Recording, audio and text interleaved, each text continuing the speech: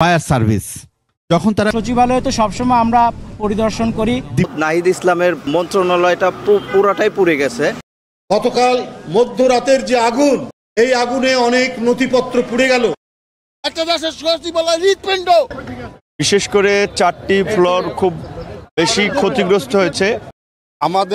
আমাদেরও 2 জন সচিবালয়ে 7 নম্বর ইনজুরি হয়েছে। ভবনে সংঘটিত আগুনের ঘটনা তদন্তে 7 সদস্যের কমিটি গঠন করা হয়েছে। মন্ত্রিপরিষদ বিভাগ থেকে এই কমিটি করা হয়। কমিটির সদস্যরা হলেন মোহাম্মদ খালেদ রহিম অতিরিক্ত সচিব, আহ্বায়ক সদস্যরা হলেন জননিরাপত্তা বিভাগের প্রতিনিধি, দুর্যোগ ব্যবস্থাপনা ও ত্রাণ মন্ত্রণালয়ের প্রতিনিধি, স্থানীয় সরকার বিভাগের প্রতিনিধি, ঢাকা মেট্রোপলিটন পুলিশের প্রতিনিধি, fire service and civil defence অধিদপ্তরের প্রতিনিধি এবং গৃহায়ন ও গণপূর্ত মন্ত্রণালয়ের প্রতিনিধি।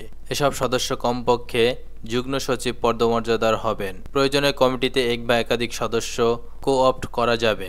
7 কর্মদিবসের মধ্যে কমিটি প্রতিবেদন জমা দিতে বলা হয়েছে।